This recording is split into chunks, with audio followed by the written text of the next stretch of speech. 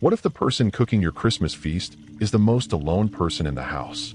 What if the family legacy you're trying to preserve is being carried by someone you've treated as invisible for decades? Tonight, I'm going to share a true story that will challenge everything you think you know about family, tradition, and who really holds your history together.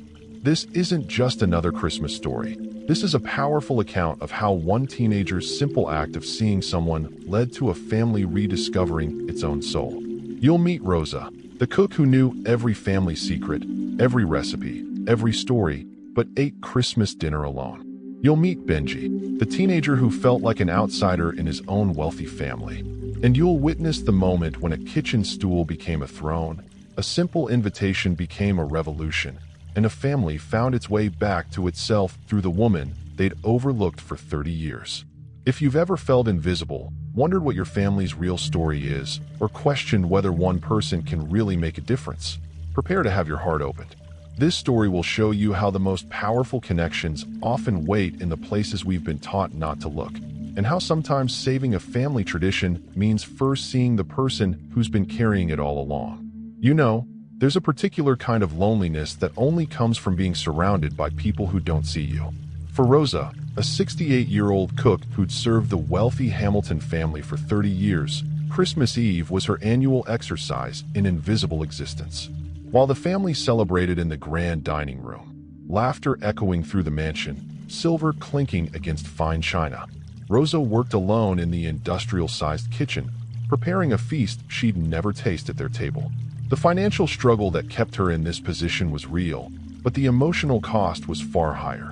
Every Christmas, she'd wrap up a single portion of each dish and eat it standing at the counter, her only company the ghosts of Christmases past when the family had at least acknowledged her presence. Now, let me ask you something. When was the last time you truly noticed the people who make your celebrations possible? The cooks, the cleaners, the delivery people who work while you celebrate? We often move through our holidays without seeing the sacrifice others make so we can enjoy ours.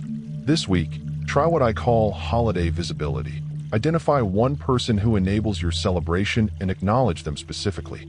Not just a generic tip, but a genuine, "I see you and appreciate what you're giving up to be here." You'll be amazed how this simple act of kindness transforms their experience and your own. This particular Christmas was hitting Rosa harder than most. Her own children were scattered across the country, her husband gone 5 years now, and the Hamilton family had grown increasingly distant as the younger generation took over. Mr. Hamilton Sr., who'd always insisted Rosa join them for at least one toast, had passed away 2 years earlier. His children saw Rosa not as part of the family legacy, but as an employee who should know her place, which was decidedly not at their table.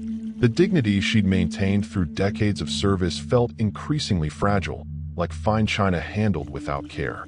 What Rosa didn't know, what she couldn't possibly know as she seasoned the turkey with hands that remembered every Hamilton family preference, was that she wasn't as invisible as she felt. Young Benji, Mr. Hamilton's 16-year-old grandson, had been watching her from the doorway for 20 minutes. While his family obsessed over wine pairings and investment portfolios, Benji found himself fascinated by the quiet woman who moved through the kitchen with the grace of a dancer and the precision of a surgeon. Something about her loneliness called to his own, the feeling of being an outsider in his own family, valued for his future potential but ignored for his present self. And as he watched her carefully plate a perfect Christmas feast she'd never share, he made a decision that would change both their lives forever. You know how they say children often see what adults have learned to ignore? Well, 16-year-old Benji Hamilton possessed that particular clarity of vision that comes from not yet being fully indoctrinated into adult social hierarchies. While his parents discussed stock markets and his cousins bragged about ski trips, Benji found himself inexplicably drawn to the kitchen, to the quiet woman who seemed to carry the entire weight of their family tradition on her shoulders. He noticed what everyone else missed.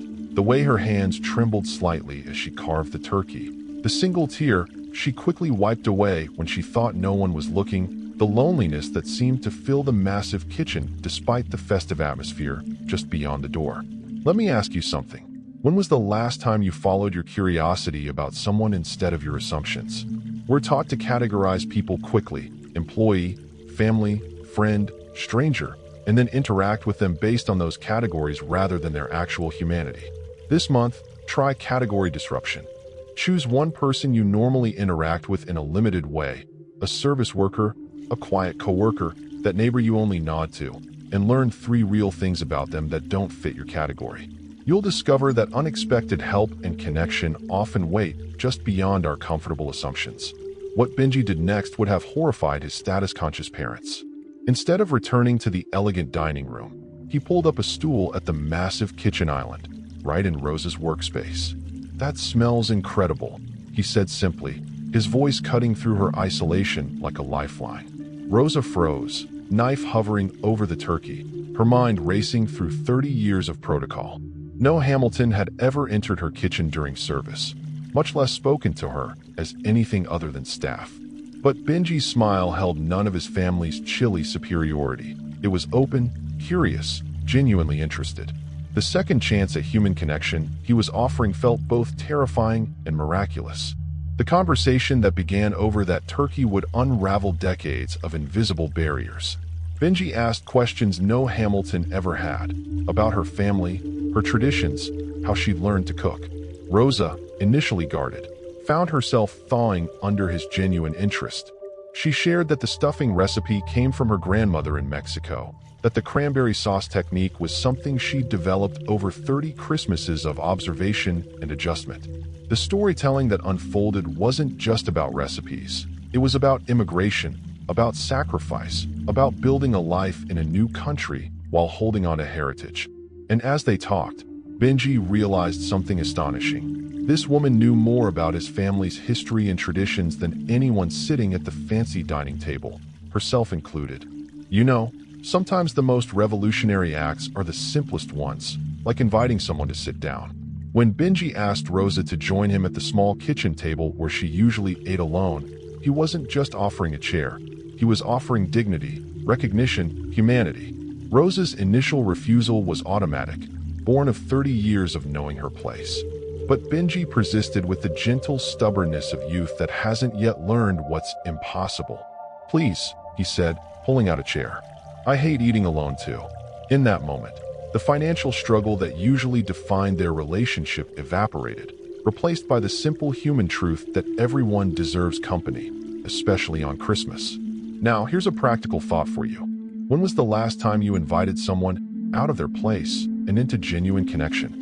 We maintain so many invisible boundaries between employer and employee, between generations, between economic classes, that we miss the richness that comes from crossing them.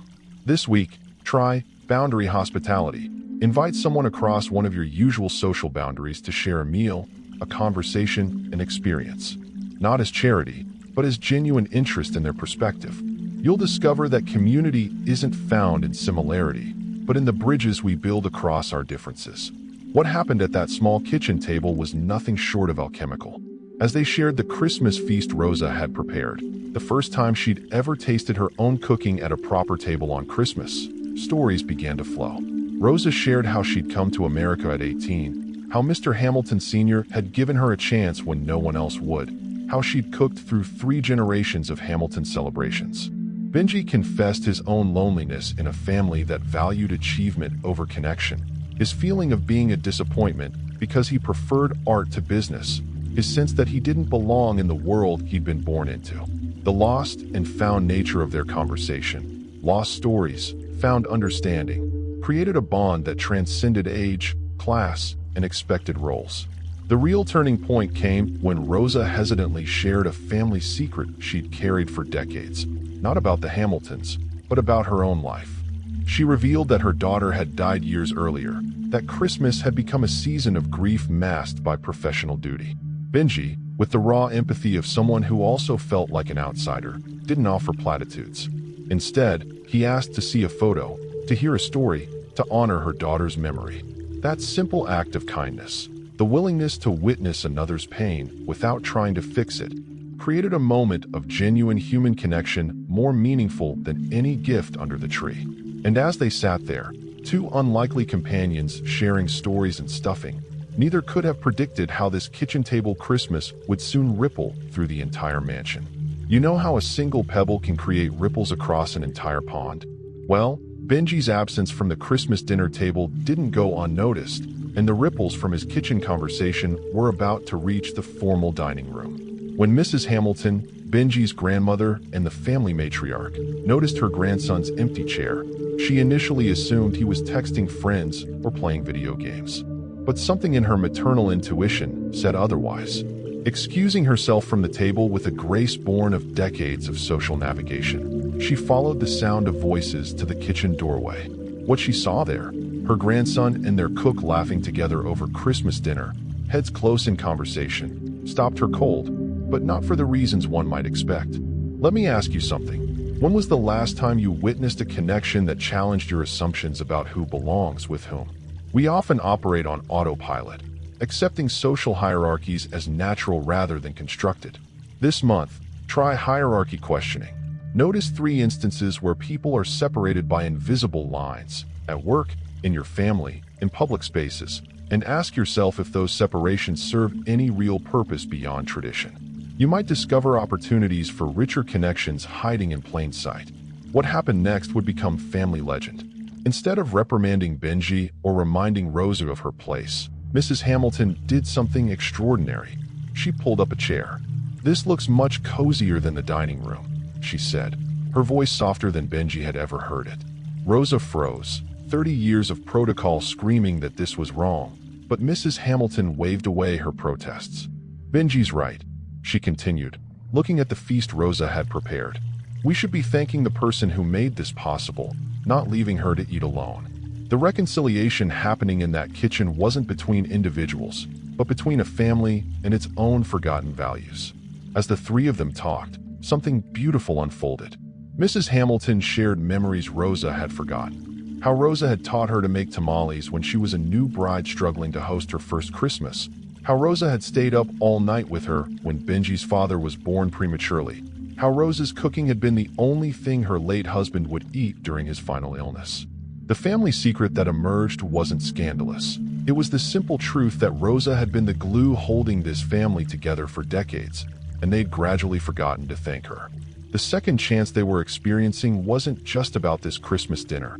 It was about reclaiming their own humanity by recognizing hers. Word travels fast in a mansion, and soon other family members began trickling into the kitchen, drawn by the unusual sound of genuine laughter coming from where only cooking noises should be. Benji's father came to check on his son, then stayed when he saw his mother actually smiling. Cousins drifted in, curious about the gathering. And slowly, miraculously, the formal Christmas dinner migrated from the cold, perfect dining room to the warm, messy kitchen. The community that formed around Rosa's table that night was messy, imperfect, and utterly real, a stark contrast to the polished performance they'd been maintaining in the other room. And as Rosa looked around at the family she'd served for 30 years, now finally seeing her, she understood that sometimes being found begins with one person having the courage to seek you out. You know, sometimes the most valuable family heirlooms aren't in the safe or displayed in glass cases. They're in the recipes, the stories, the traditions carried in someone's memory. As the Hamilton family crowded into Rosa's kitchen that Christmas Eve, something remarkable began to happen. The younger generation started asking questions, not about stocks or vacations, but about family history. "Grandma," one of the cousins asked Mrs. Hamilton, "is it true great-grandpa started the business with just $500? But Mrs. Hamilton shook her head and pointed to Rosa. "She knows that story better than I do," she said. "Your great-grandfather told it to her every Christmas while she cooked." The lost and found moment was palpable, a family rediscovering its own history through the woman they'd treated as invisible. Now, here's something you can apply to your own life. What family stories are you losing because you haven't asked the right people? We often assume the oldest family members hold all the history, but sometimes the keepers of tradition are the people who've been quietly present through it all. This month, try peripheral storytelling. Interview someone on the edges of your family or community, the longtime housekeeper, the family friend who's always been around, the neighbor who's lived on your street for 50 years. You might discover that the most authentic version of your history lives in unexpected places. What unfolded was a masterclass in oral history. Rosa, initially hesitant, began sharing stories the Hamilton children had never heard. how their grandfather had proposed to their grandmother in this very kitchen because he was too nervous to do it formally, how their father had taken his first steps holding onto Rosa's apron strings, how family crises had been navigated over late-night cups of coffee at this same kitchen table. The storytelling wasn't just entertainment. It was identity formation, a reconnection with roots that had been obscured by wealth and social climbing. Benji watched with growing awe as his family transformed before his eyes, the cool, distant relatives becoming curious, engaged, human. The most profound moment came when Mrs. Hamilton asked Rosa to teach them one of her family recipes, not as an employee teaching employers, but as one woman sharing her heritage with people who genuinely wanted to learn. Rosa taught them how to make her grandmother's buñuelos, the Christmas treat she'd made every year but never shared because it wasn't fancy enough for the Hamilton table. As flour flew and laughter filled the kitchen, the financial struggle that had always separated them became irrelevant. What mattered was the shared experience, the messy joy of creation, the community forming through dough and sugar and genuine connection. And as they tasted the warm, cinnamon-scented treats, the Hamiltons understood that this messy, joyful, real connection was the true family legacy they'd been missing. As midnight approached and Christmas Day officially began, Rosa looked around her kitchen, now filled with flour, laughter, and the Hamilton family in various states of disarray. The loneliness that had defined her Christmases for decades had been replaced by a sense of belonging so profound it brought fresh tears to her eyes. But these were different tears, tears of healing, of hope, of the reconciliation between the life she'd lived and the recognition she'd finally received. And as Mrs. Hamilton hugged her, a real hug, not the polite embrace of employer to employee, Rosa understood that sometimes redemption arrives not in dramatic gestures, but in the simple, revolutionary act of being seen, heard, and invited to the table. You know, the true test of any transformation isn't what happens in the magical moment, but what remains when the ordinary days return. For the Hamilton family, the Christmas kitchen miracle didn't end when the dishes were washed. It became the foundation for a new way of being. In the weeks that followed, changes rippled through the mansion that had nothing to do with redecorating or renovations and everything to do with human connection. Rosa's position evolved from the cook to family historian and culinary guide. Her financial struggle was addressed not through charity, but through a substantial raise and benefits that reflected her true value to the family. The dignity she'd maintained through decades of invisible service was now openly honored and celebrated. Let me ask you something. What change have you experienced that started as a single moment but transformed your ongoing reality? We often dismiss special moments as exceptions rather than opportunities to redefine our normal. This month, try moment multiplication. Identify one meaningful experience you've had and find 3 ways to integrate its lessons into your daily life. You'll discover that the most powerful transformations aren't about dramatic overhauls, but about small, consistent choices that honor what matters most.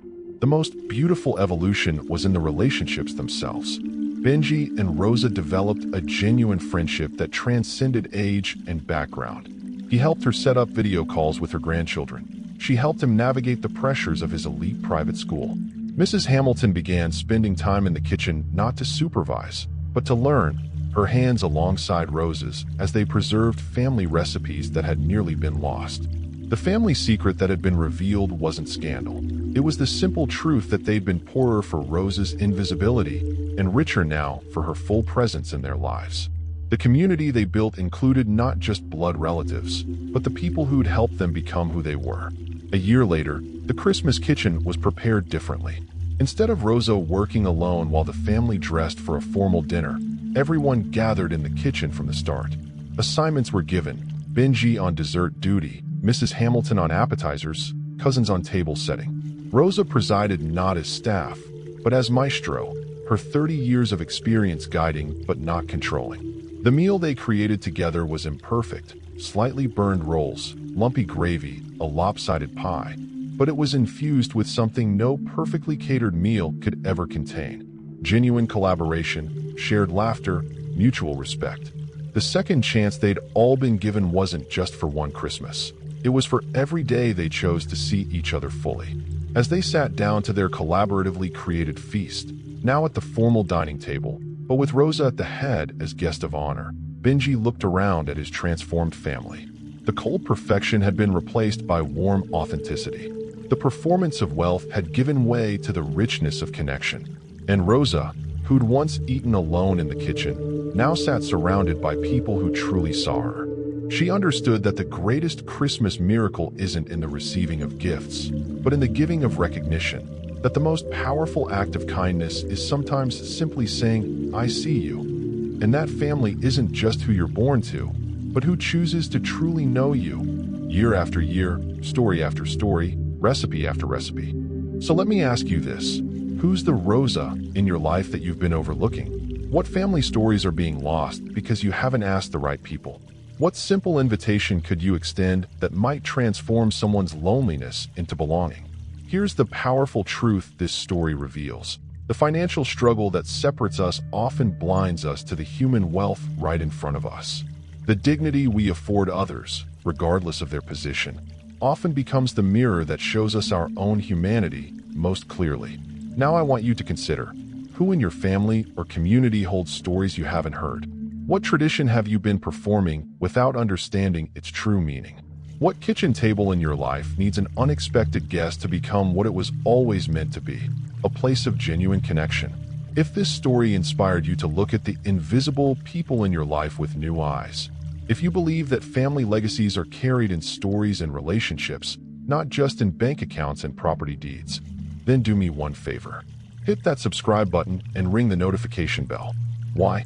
Because every week we share true stories like this one that prove the most powerful family heirlooms aren't things we inherit, but connections we choose to nurture. Your journey toward building more authentic relationships starts with one click, and I'll be right here to guide you every step of the way.